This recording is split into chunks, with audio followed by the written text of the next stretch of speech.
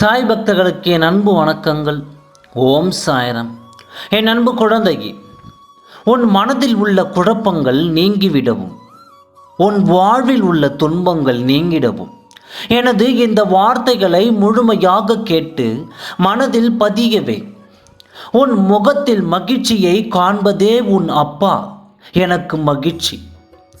நாள் முழுவதும் உன் அப்பா உன்னோடு தான் இருக்கிறேன். அந்த நம்பிக்கையில் துணிந்து செய். எல்லா காரியத்திலும் உனக்கு வெற்றி கிடைக்கும்.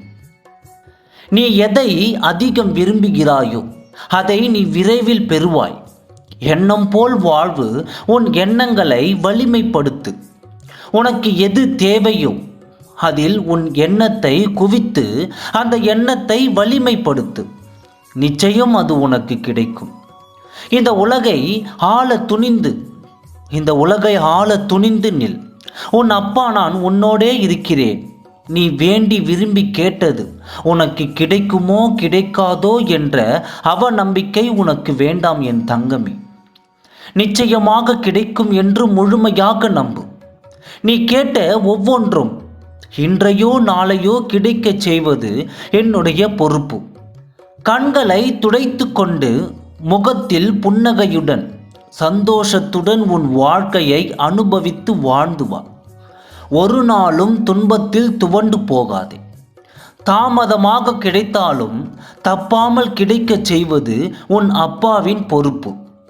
இந்த நிம்மதியையும் கவலையின்றி சந்தோஷமாக இரு. மனதில் எப்பொழுதும் நேர்மறை எண்ணங்கள் கொண்டு இருந்திருந்தால் உன் வாழ்வு நேர்மறையானதாக இருக்கும். ஒரு விஷயத்தை பற்றி யோசிக்கும் பொழுதே, பேசும் பொழுதே, செயல்படுத்தும் பொழுதே இது நிச்சயமாக நன்மையில் மங்களகரமாக நடந்து வெற்றி அடையும் என்பது நேர்மறை. இதனால் நமக்கு சந்தோஷத்தை மட்டுமே கொடுக்கும் என்பது நேர்மறை. மாறாக இது பாதியில் நின்று விடுமோ, தோல்வியில் முடிந்து விடுமோ, துன்பத்தை கொடுக்குமோ என்று எதிராக நினைப்பது எதிர்மறை. நேர்மறையாக நினைத்தால் நல்லது.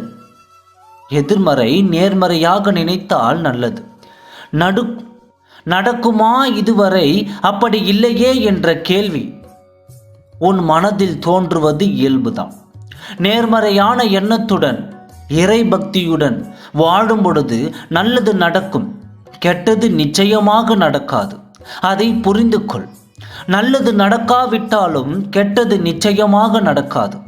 ஆனால் எதிர்மறை எண்ணங்களோடு வாழும் பொழுது நிச்சயம் தீர்வு ஏற்படும்.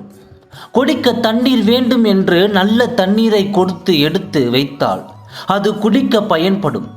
தினம் தினம் நல்ல குடிநீரை பிடித்து பயன்படுத்துவது ஏனென்றால் அது அப்படியே விட்டுவிட்டால் அழுக்காகி கலங்கிவிடும். அதுபோலத்தான் உன் வாழ்க்கையும்.